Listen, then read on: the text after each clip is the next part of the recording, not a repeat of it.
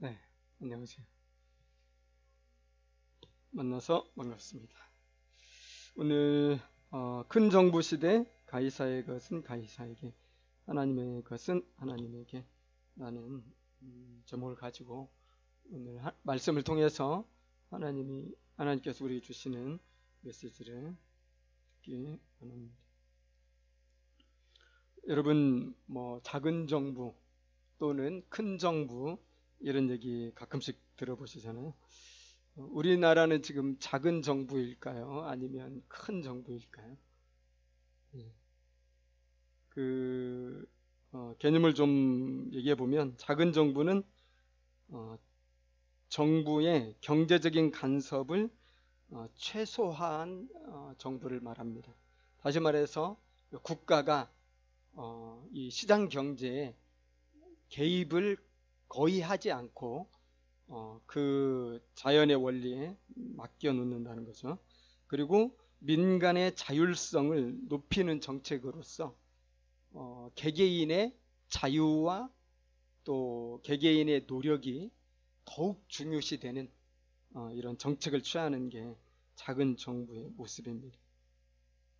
이제 작은 정부가 나타나는 그 형태가 사실 우리가 경험하고 있는 신자유주의라고 할 수가 있죠. 신자유주의의 특징은 결국 양극화잖아요. 그래서 부자는 더 부자가 되고 가난한 사람 더 가난한 사람, 그리고 개인에게 모든 게 거의 달려있기 때문에 가난한 사람이 부자가 된다는 게 되게 힘들죠. 그래서 작은 정부는 자율성이 높아지는 대신에 그런 그 양극화, 또 부자가 더 부자 되는, 또 가난한 자가 더 가난한 자 되는 이런 현상들을 많이 가져오게 됩니다. 단점이라고 할 수 있겠죠. 그 다음에 큰 정부가 있습니다. 큰 정부는 정부가 경제적인 개입을 하고 국민의 생활에 적극적으로 관여하는 정책을 펼치는 정부입니다. 그래서 큰 정부에서 복지 정책이 많이 강조가 되고, 또 국가 의료 정책이라든지 국민의 삶을 돌보는 적극적으로 개입해서 돌보는 이런 정책들이 이제 시행이 되기도 하죠. 코로나19 이런 상황에서 우리나라가 이제 글로벌적으로 많이 칭찬을 받고 있잖아요. 그래서 K-방역이 유명해지고 코로나19를 잘 이렇게 통제하고 있다는 평가를 받고 있습니다. 이렇게 된 데는 누구보다도 우리 민주 시민들의 자발적인 참여 내지는 또 노력, 이런 것이 가장 먼저 이야기해야 되겠지만, 또 정부의 역할도 되게 중요했잖아요. 중앙정부에서부터 지방 자치단체까지 그 선제적인 방역 대책이 일사불란하게 잘 시행이 되었고, 또 많은 병상들을 최대한 준비해서 문제가 생기지 않도록 했다는 것을 우리가 알고 있죠. 그런 점에서 이 정부의 역할이 컸다, 이런 걸 보게 되는데, 이런 걸 보면 큰 정부의 모습이라는 것을 볼 수가 있습니다.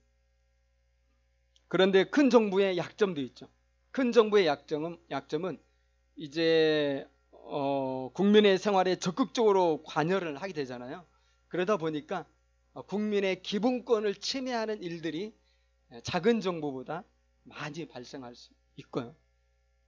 특별히 비상 상황에서, 예를 들어서 전쟁이라든지 또 경제 공황이라든지 또 요즘 같은 이런 전염병 사태라든지 이런 상황들이 생길 경우에 더 이제 심해질 수가 있는 거잖아요. 그 중에 하나를 요즘 우리 교회가 경험하고 있는 거잖아요. 그래서 정부 당국에서 전국의 교회를 대상으로 소모임을 금지시켰단 말이에요. 이것은 사람마다 견해도 다르고 느낌도 다르겠지만, 그러나 일반에 느끼는 감정은 우리 자유가 좀 침해당하고 있다, 이런 걸 느끼는 것 같아요. 왜 못 모이게 하냐? 아니 종교 안 가진 사람들은 아무 때나 어디서 막 모여서 히덕거리고 놀고 마스크 벗고도 뭐 춤도 추고 노래도 그러고 별거 다 하는데 유독 교회는 교회 이름으로는 어떤 모임도 하지 말게 하니까 괜히 이제 내 기본권이 침해당한다는 이런 느낌이 안 들 수가 없는 거예요. 말하자면 그런 겁니다. 좋은 뜻으로 큰 정부와 정책을 펼치지만 알게 모르게 개인의 자유가 침해당한다 하는 느낌을 받을 수가 있는데 이런 것이 하나의 단점이라고 할 수 있겠죠. 그래서 정부는 우리 국민들, 우리 시민들의 어디까지 통제할 수가 있는가? 특별히 우리 교인들, 우리 신앙에 있어서 정부는 어디까지 명령을 할 수 있는가? 이런 부분. 또 우리 그러면 시민들은, 우리 교회 교인들은 어디까지 정부에 복종해야 되고 어디까지 어디서부터는 복종해서는 안 되는지 우리 좀 고민이 필요하거든요. 성경은 우리에게 정부를 완전한 이런 정치단체로 말하지 않고 있고요. 또 정부의 정책이 하나님의 뜻이라고는 말하지 않고 있어요. 그리고 우리 모든 성도들은 정부에 무조건 복종해라 이런 말씀도 사실 없거든요. 그렇다고 그래서 무조건 그러면은 불평하고 마음에 안 들면 저항해라 이런 말씀도 없고요. 그래서 이 문제에 대해서 우리가 어떤 명확한 통찰력과 분별력 있는 지혜가 필요하다 생각이 듭니다. 사실 왜냐하면 앞으로 이 정부는 더 큰 정부 될 가능성이 많거든요. 왜냐하면 경제적으로 더 어려워지죠. 또 이 전염병 사태가 뭐 당분간 끝나지 않을 뿐만 아니라 더 큰 전염병이 생길 가능성도 훨씬 많죠. 또 온갖 자연재해 우리가 예상치 못하죠. 큰 정부가 필요합니다. 사실. 그렇지만은 아무리 큰 정부라고 해도 아무리 우리 모두를 위한 대한민국 공동체를 위한 정책을 할지라도 개개인의 자유를 제한하면은 그건 또 잘못된 거잖아요.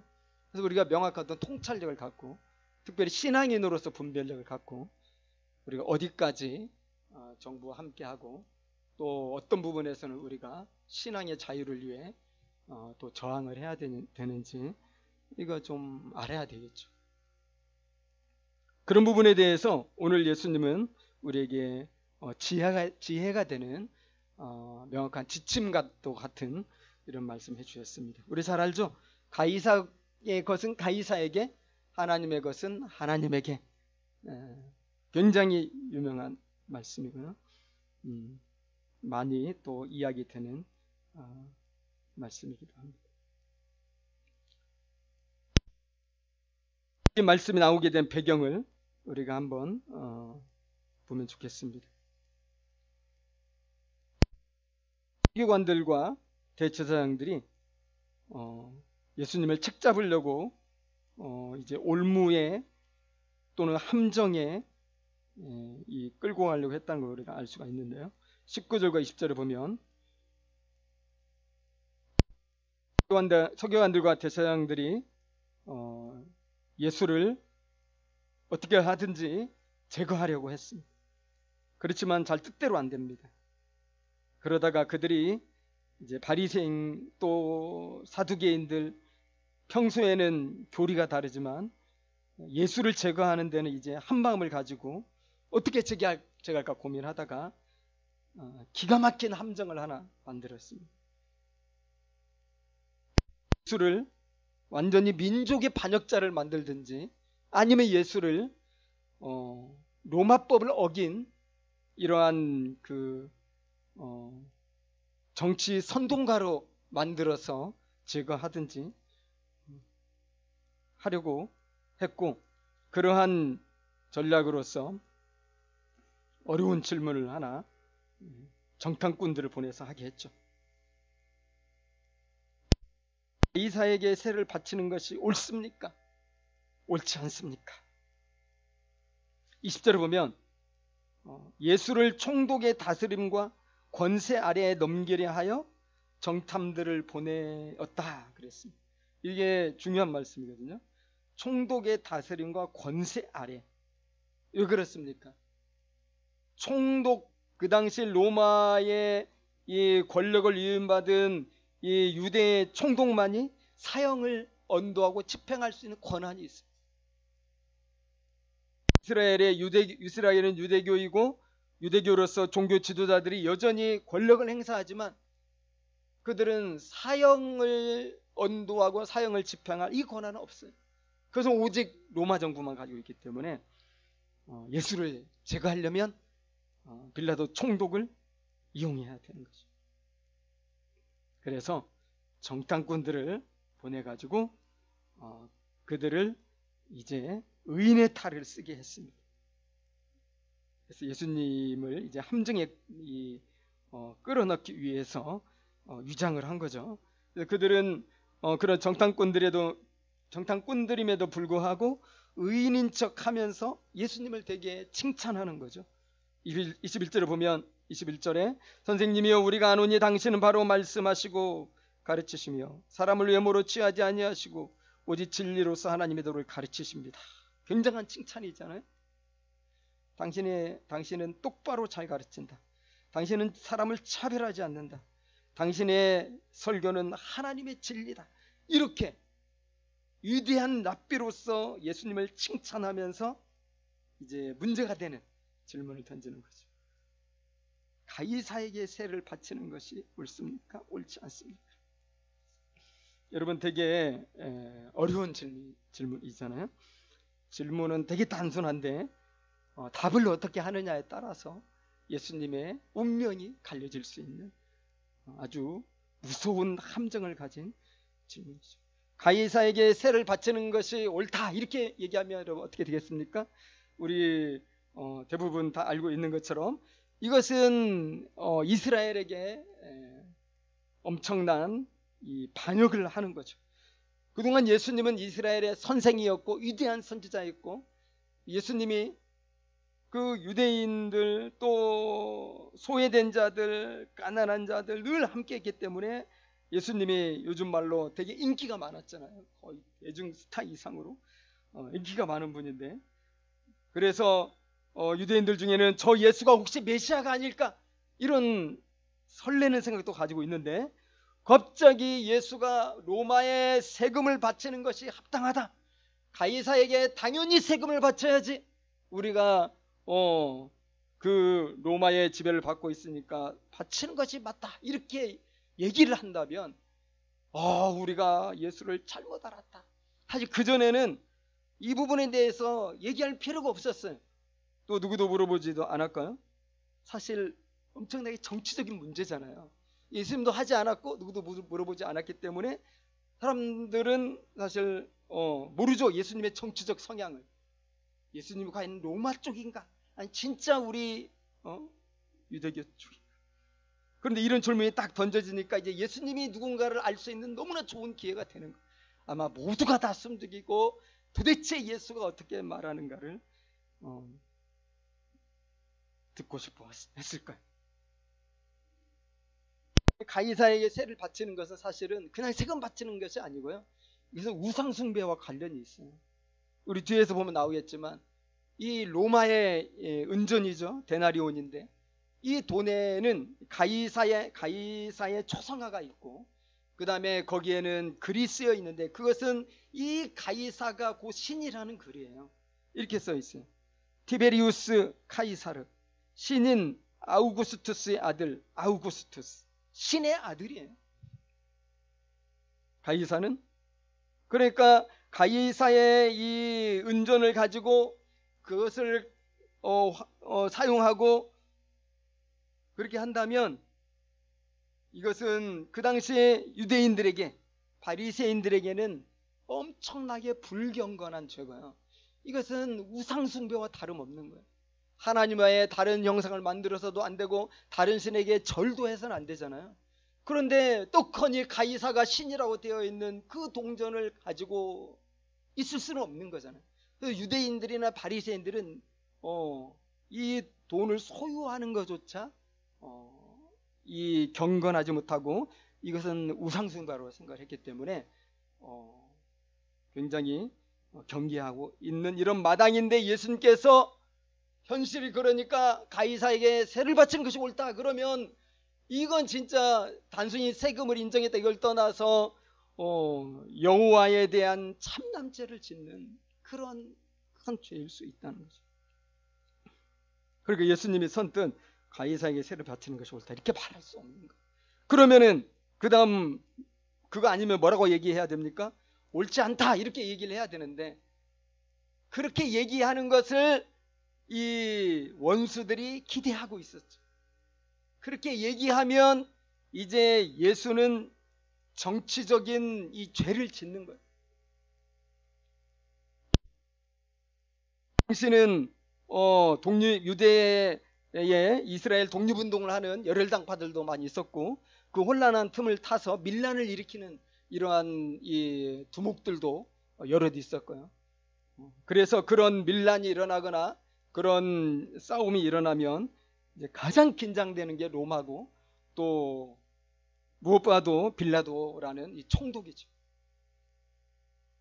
그런데 지금 예수께서 만약에 유대인들을 대상으로 해서 너희들 로마에 더 이상 세금 바치지 말라. 가이사에게 세금을 바치는 것은 옳지 않다. 이렇게 얘기하면 이것은 엄청난 선동이 되는 거죠. 우리는 로마를 인정하지 않는다 이거잖아요.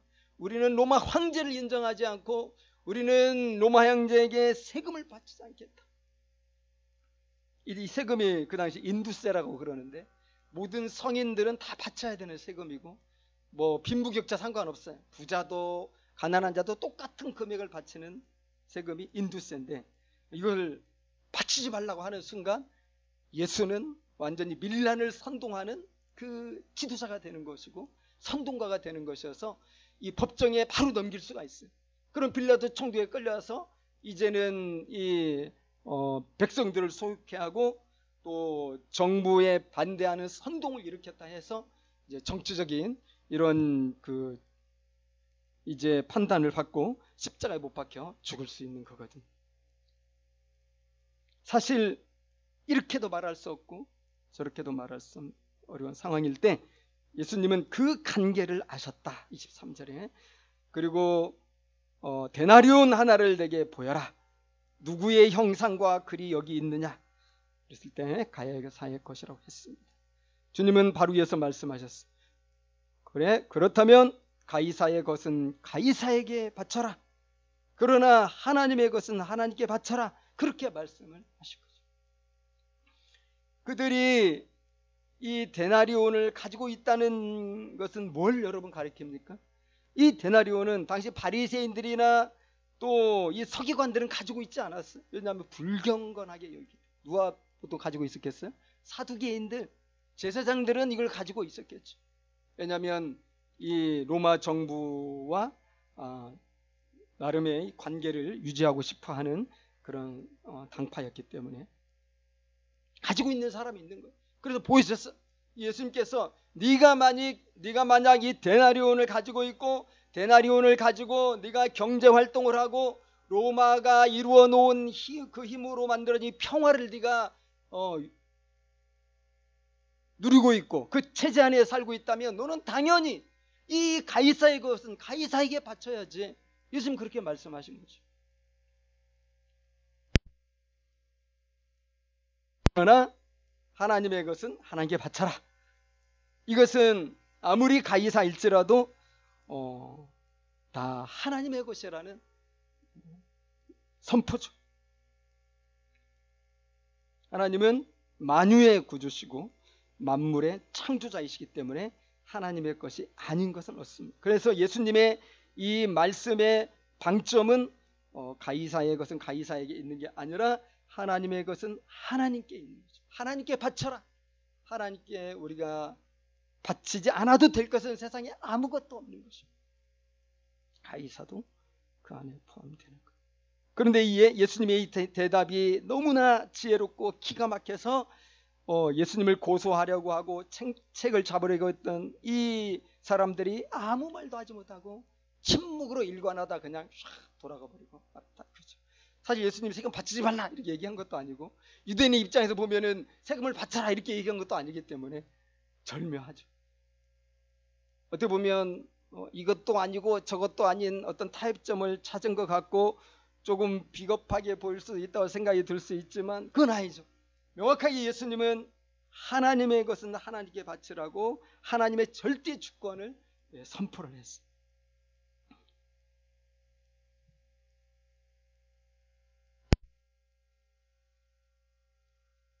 정부와 종교 내지는 교회와의 관계를 잘 이 말씀 안에서 말씀해 주신다고 우리가 알 수가 있습니다. 가이사의 것은 가이사에게 바쳐야 됩니다. 다시 말해서 우리가 이 땅에 거하는 동안 이 땅의 민주 시민으로서 우리의 의무는 우리가 다 해야 된다는 거죠. 그러나 하나님의 것은 하나님에게 바쳐라. 이 땅의 모든 것, 대한민국이라는 것도 정치, 경제, 종교, 예술 모든 것도 다 하나님의 것이기 때문에 또 우리가 이 모든 것을 또 하나님께 바쳐야 된다. 어디에 우선권이 있는지 우리는 잘 알 수가 있겠죠. 이 말씀에서 정교 분리라는 그런 말이 나오게 됩니다. 정치와 종교는 분리되어야 된다. 정치는 정치의 영역이 따로 있다. 세상의 정치를 위해서 정치인들이 힘을 쓰는 것이 그것은 전혀 다른 영역이고 또 종교의 영역은 교회의 영역은 영혼을 구원하고 하나님의 천국 백성 만드는 것이기 때문에 하나는 세속적 영역이고 하나는 영적 영역으로서 두 영역은 분리가 된다. 이렇게 얘기를 하는 거죠. 정치와 종교를 이제 따로 떼어 놓음으로써 이것을 이제 활용해가지고 정치와 갈등하지 않고 국가와 갈등하지 않고 종교 행위를 하려고 하는 이런 이제 상황도 있게 되는 거죠.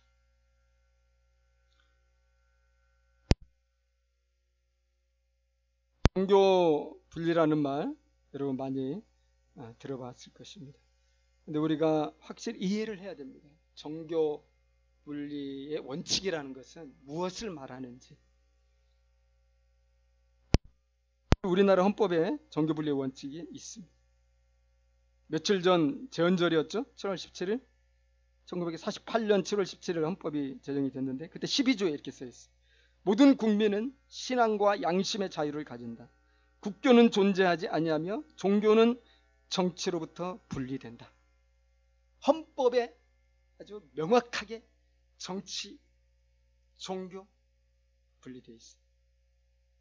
그럼 이것을 현실에 적용할 때 어떻게 적용하느냐에는 이제 여러 가지 논란들이 있을 수가 있는데 우리나라는 이 종교 분리를 적용할 때 그야말로 이원적으로 적용을 한 거죠.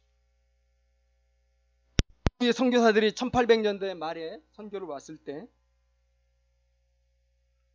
이 조선의 정부가 이제 선교사들에 대해서 눈을 크게 뜨고 살펴보잖아요. 혹시 이 서양의 간첩들이 아닌지, 서양의 첩자들은 아닌지, 저놈들이 와서 이 조선 민중들에게 뭘 가르치고 또 뭘 선동하는지 늘 관심을 갖고 본다는 거예요. 그러니까 선교사 입장에서 보니까 이 너무 이 선교에 방해가 되는 거죠. 정부가 늘 이렇게 감시를 하니까. 그래서 선교사들이 정부 당국 얘기하는 거죠. 정교 분리라는 것이 있다. 우리가 정치에 전혀 간섭하지 않을 테니까 당신들도 종교에 간섭하지 말라. 당신과 우리는 영역이 다르다. 우리는 당신들의 이 세속 정치에 왈가왈부하지 않고 우리는 그저 성경 말씀을 가르치겠다. 그러니까 우리를 간섭하지 말라. 이렇게 얘기죠.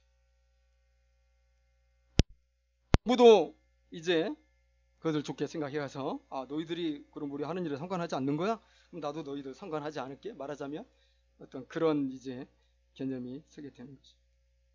사실 선교사들은 선교를 잘 하기 위해서 지혜롭게 활용한다 이런 생각을 가지고 정교 분리를 얘기했는데 이제 정부에서는 정교 분리를 다른 방향으로 이제 이해를 해서 종교를 탄압하고 종교의 자유를 제한하고 이제 이런 일들이 생기게 되는 거죠.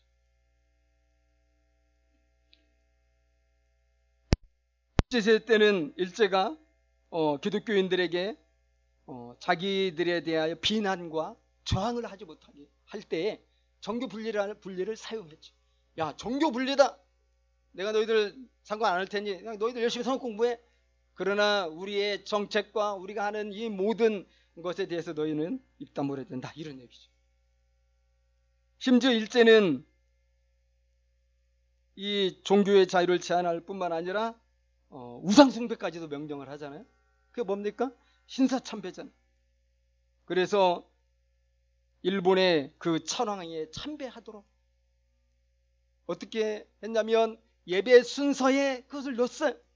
그러니까 우리가 하나님께 예배 드리려면 그거부터 하고 하는 거죠. 동방을 보고 저 일본 쪽을 바라보면서 천황 숭배하고 묵도를 하고 그 예식을 한 후에 비로소 예배를 드리는, 예배 순서에 이걸 넣으라고 했죠. 이 기독교인의 이 신앙의 자유의 핵심이 예배인데 그 예배 순서에 끼어들어와서 천황을 숭배하라고 합니다. 그러니까 양심 있는 기독교인들은 우리는 그렇게 예배 드릴 수 없다. 예배당을 폐쇄했거든요. 그러나 대부분의 교회는 우리 장로교부터 그렇지 않은 신사참배를 총회에서 가결했어요. 신사참배는 그저 인사드리는 거에 불과하다. 그 예배 시간에 이제 신사참배를 하는 거죠. 뭐가 옳습니까? 이렇게 일제는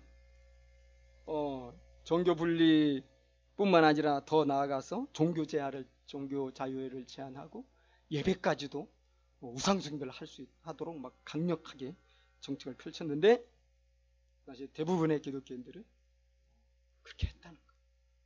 정부가 명령하니까 이거 그냥 인사라고 생각하자.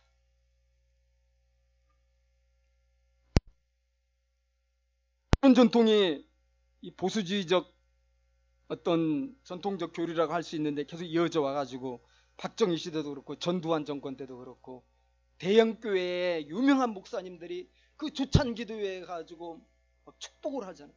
이 정부를 주신 하나님 감사합니다. 정말 위대한 장군님을 우리에게 주셨으니 축복해 주시고 만수무강하게 해주시고 하는 일이 다 잘되게 해주시고,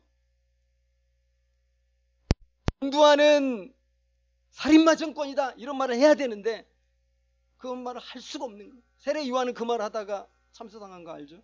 헤롯에 부도덕 지적하다. 그런 얘기를 전혀 하지 않고 축복했어요. 사실 정교 분리가 아니라 이런 걸 우리는 뭐라고 그러죠? 정교 유착. 요즘 검언 유착 많이 하는데 정치와 종교 유착돼 가지고 서로가 좋은 게 좋은 거다, 서로 잘하자 이러고 있는 거예요. 그러니까 이 독재 정부는 너희들 교회가 부흥하고 큰 건물 짓는데 상관하지 않을 뿐만 아니라 건축 허가라든지 요지에 큰 건물 세우는 것을 막 적극적으로 후원해 줬어요. 당시에. 그러면서 대형교회가 힘을 받아가지고 더 전도하고 더 막 이렇게 해가지고 큰 교회, 세계 10대 교회 중에 막 서너 개가 한국에 세워질 정도로 큰 교회들이 생겼어요. 정부가 도와줬어요. 왜 도와줬습니까? 교회가 정부 편을 항상 드는 거예요. 정부 비난하지 않는 거예요. 아무리 나쁜 짓 해도. 정부의 로마서 13장에 보면 위에 있는 권세에 굴복하라고 했다. 성도들을 그렇게 가르치는 거죠. 교회는 전도하고 이러는 거지. 교회는 정치와 관심 없는 거야. 정치에 관심 두면 안 되는 거야. 가이사의 것은 가이사에게, 오직 교회는 하나님의 일을 해야 되는 거지. 이런 식으로 가르치는 거죠.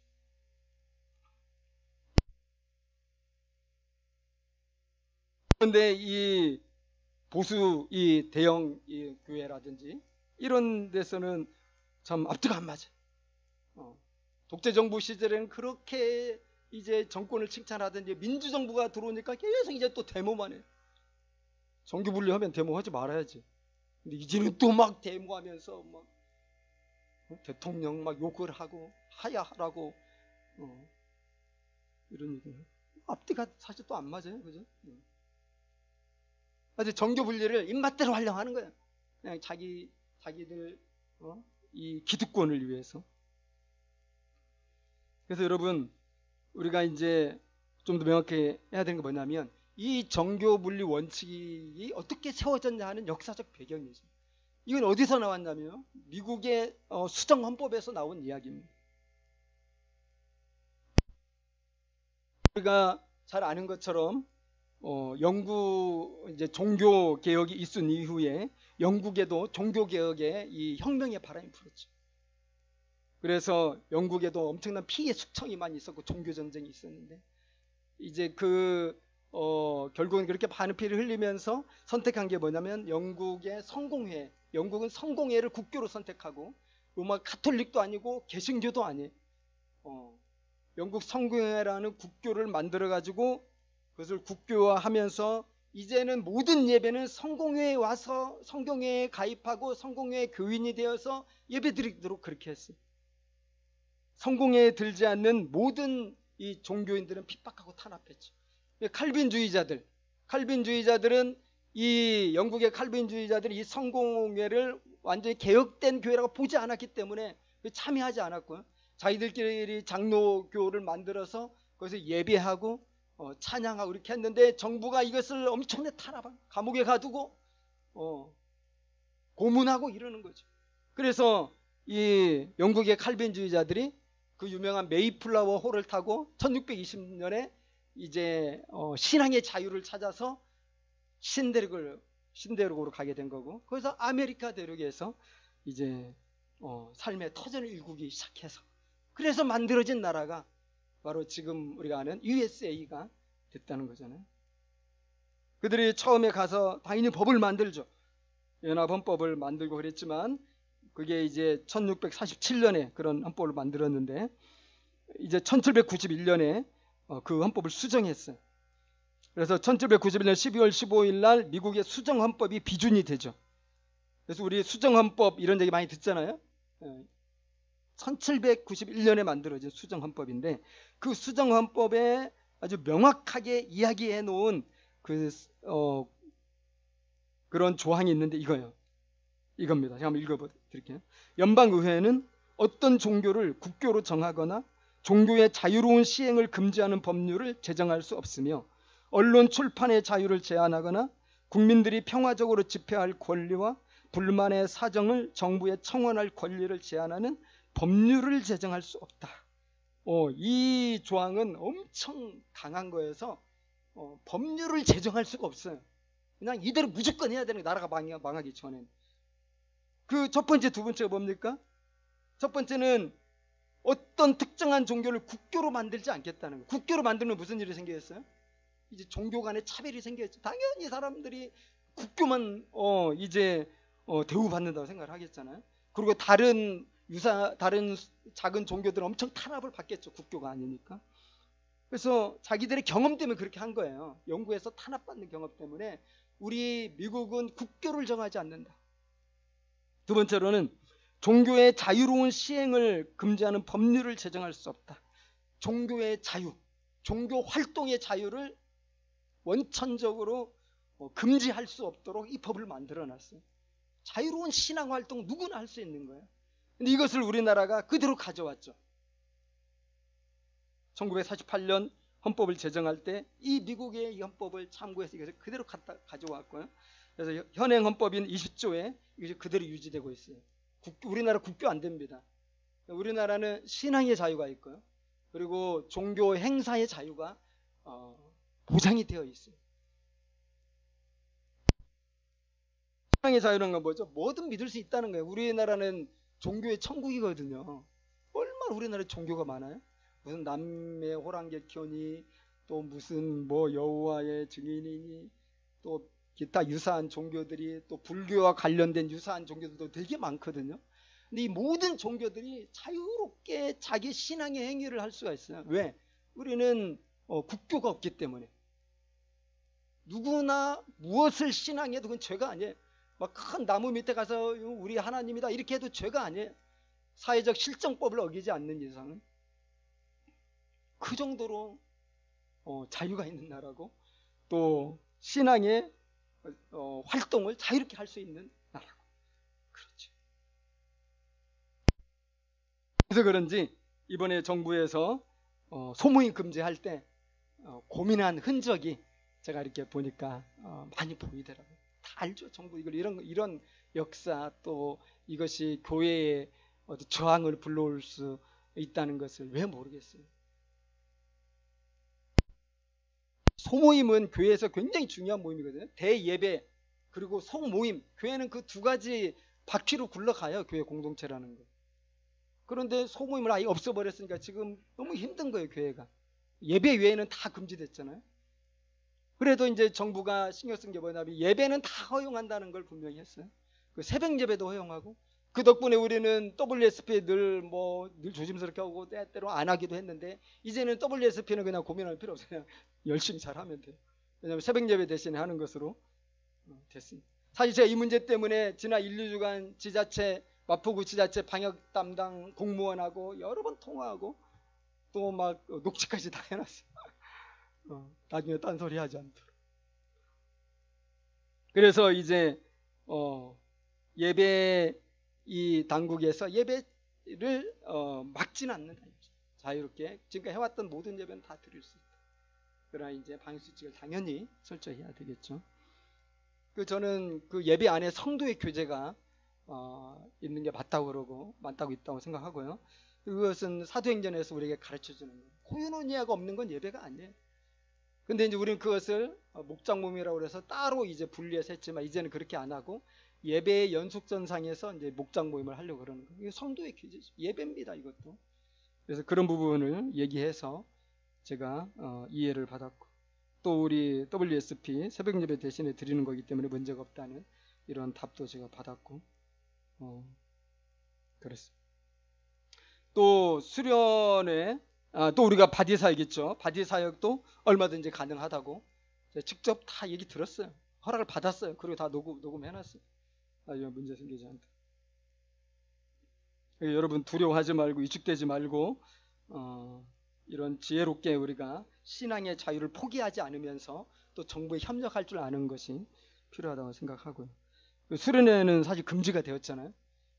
그렇지만 우리는 수련회가 1년에 한 번 있는 것으로서 너무 사실 중요하고, 교회가 새롭게 될 수 있는 정말 소중한 이런 시간들인데, 운영위원회에서 깊이 고민하다가 그럼 우리 수련하지 않는 대신에 8월 한 달은 특별 예배로 드리자고 그랬어요. 예배인데 특별 예배여서 3번 예배 드리지 않고 한 번만 드립니다. 오후 1시에 특별 예배를 시작하고요. 그리고 이제 제 설교 대신에 강사님들 불러서 강의를 이제 설교 대신에 듣고, 또 그 강의와 더불어서 우리가 목장 모임 하듯이 이제 소모임해서 토론도 하고 교회 선교적 교회 방향에 대해서 이야기를 그렇게 할 겁니다. 그래서 1시에 이제 점심을 다 먹고 오는 거죠. 교회에서는 먹는 거 없으니까 간식도 없고 식사도 없어요. 1시부터 모여서 그렇게 예배 드리고 또 소모임하고 마치고, 또 이 한꺼번에 모이면 사람이 많기 때문에 이 학교라든지 다른 장소를 이용해서, 원래는 이 지하를 좀 빌리려고 했었는데 학교만 해도 되겠다는 생각이 들었어요. 그래서 유튜브 생방송 하면서 이렇게 나눠 가지고 할 예정이고, 또 아이들 돌봄은 이제 다른 그 알바 하는 분들 불러 가지고 이렇게 맡길 예정이고, 다 그렇게 준비를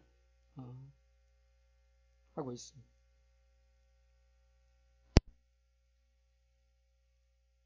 그래서 중요한 것은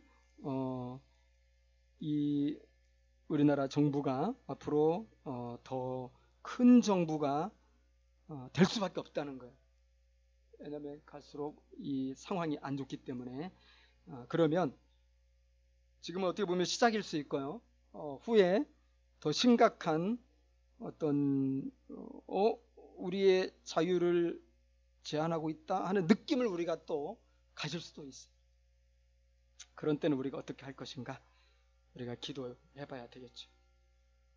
결론적으로 말씀을 드리면, 여러분, 성경은 하나님께서는 정부에 기본적으로 복종하라고 말씀하십니다. 하나님이 세우신 정부라고 이야기합니다. 기본적으로 복종하고 국민의 4대 의무를, 그럼 우리는 당연히 세금 바치는 것 포함해서 당연히 해야 되겠죠. 그럼에도 불구하고 모든 것이 하나님의 것이기 때문에, 그러한 정부임에도 불구하고 이 정부가 본연의 임무를 잘 하지 않고, 본연의 임무는 뭡니까? 권선징악이거든요. 권선징악. 선을 장려하고 악을 심판하는 게 정부의 역할이에요. 하나님 대신에. 그런데 정부가 반대로 한다. 그러면 교회가 말을 해야 됩니다. 꼭 우리가 신앙의 자유 침해받을 때만 말을 하는 것이 아니라 정부가 잘못된 길을 가면 교회는 얼마든지 말할 수 있어요. 그것이 금지된 게 아니에요. 정교 분리는 그걸 말하는 게 아니에요. 국가가 종교를 탄압하는 걸 막는 거지 교회가 정부에 대해서 말하는 걸 막는 게 아니에요. 그런데 거꾸로 그동안 계속 그렇게 적용되어 온 부분이 있거든요. 성경은 분명히 얘기하는데 정부가 잘못되면 너희들 들고 일어나라. 성경은 그렇게 이야기해요. 여러분 출애굽기가 대표적인 거 아니에요? 모세가 이 바로 왕에게 완전히 반기를 들었잖아요. 바로가 먹여주고 입혀줬어. 이스라엘 히브리 노예들을 400년 동안. 말하자면 히브리 노예들이긴 하지만 다 바로가 주는 거 먹고 살았단 말이에요. 그런데 모세가 그들에게 어떤 각성을 일으켜가지고 너희들은 하나님의 백성이다. 너희들은 절대 노예가 아니다. 너희들은 자유를 얻어야 된다. 의식화 교육을 해가지고 나쁘게 말하면 선동했어요. 사실 선동해가지고 자 우리는 하나님을 예배하러 저 가나안 땅에 가자. 하나님이 우리를 위하여 예배한 땅이 있다 해가지고 반기를 들었잖아요. 이 정부에 아주 심각한 반역을 일으키고 좋게 말하면 혁명이고 나쁘게 말하면 쿠데타일 수도 있고 하여튼 기존의 정부에 아주 심각한 반대를 일으키고 다 싸우고 나왔어요. 하나님이 도와주셔서 그래서 너희가 지금 잘하고 있고 이게 맞다. 하나님 인정하셨잖아요. 정부와 싸우는 것을. 왜냐하면 이 정부는 완전히 하나님을 대적하고 우상을 숭배하고 신앙을 허용하지 않았기 때문에 그런 거죠. 그야말로 노예로 삼았기 때문에. 오늘날도 어떤 정부가 우리를 그렇게 한다면 당연히 우리는 들고 일어나야죠. 또 다니엘도 알잖아요. 다니엘은 그렇게 훌륭한 총리지만은 이 우상에게 절하라고 그러니까 나는 뭐 총리 그만둔 거 떠나서 나는 죽어도 상관없으니까 난 절대로 절을 할 수 없다고 완전히 거부했어요. 왕의 명령을. 최고의 고급 공무원이 1급 공무원 1급 있나? 1급 공무원이 바로 위에 있는 대통령이 이야기하는데 난 못해 이렇게 한 거거든요. 그런 거잖아요. 그 다음에 사도행전도 보면은 바울과 신라 예를 들면 바울과 신라가 하나님 나라의 복음을 전했는데 점치는 점쟁이가 그 말씀 듣고 확 변해버렸어요. 거듭났어요. 주님의 제자가 됐어요. 더 이상 점을 안 쳐요. 근데 그를 고용해가지고 돈을 벌던 주인들이 항의를 했어요. 이 바울과 신라가 전한 복음 때문에 이 사람들이 지금 정신이 어떻게 돼가지고 더 이상 일을 하지 않고 우리가 돈을 벌 수 없고 우리의 생계가 막막해지고 이 지역의 이 경제 질서가 지금 엉망이 되고 있다. 이 시민사회에 큰 위협이 되고 있다. 그 당국에 신고를 했어요. 그 당국에서 바울과 신라 붙잡아서 감옥에 다 가뒀잖아요. 일반 시민들의 어떤 경제적인 이런 활동에 큰 해를 끼쳤어요. 바울과 신라가. 감옥에 가뒀는데 하나님께서 어떻게 하셨어요? 감옥 문을 열어주셨어요. 그리고 감옥에서 나왔어요. 자, 이런 것도 보지만 이런 것에서 우리 알 수 있지만 여러분 당연히 우리는 이 땅에 거하는 동안 이 땅의 시민이에요. 민주 시민으로서 또 교회의 공공성을 가지고 소금과 빛으로 선하게 살아야 돼요. 나라를 위해 늘 기도해야 되고요. 정부를 위해 늘 기도해야 되고요. 잘 되도록 해야 돼요. 최선을 다해서. 그렇지만 그들이 하나님 뜻과 다른 행위를 하고 다른 것을 우리에게 요구할 때 우리는 목숨 걸고 그걸 거부할 줄 알아야 된다는 거죠. 이것이 하나님을 섬기는 자들의 바른 모습이다. 좋겠습니다. 우리가 그런 분명한 하나님 절대신앙을 가질 때만 이 땅에 주님의 교회를 세울 수가 있어요. 우리가 세우는 주님의 선교적 교회는 어떤 교회입니까? 세상과 타협하면서 적당히 몸집만 키우는 교회가 아니에요. 하나님의 뜻이 이 땅에 이루어지도록 십자가를 지고 가는 교회, 그것이 선교적 교회고 그것이 우리가 가야 될 길입니다.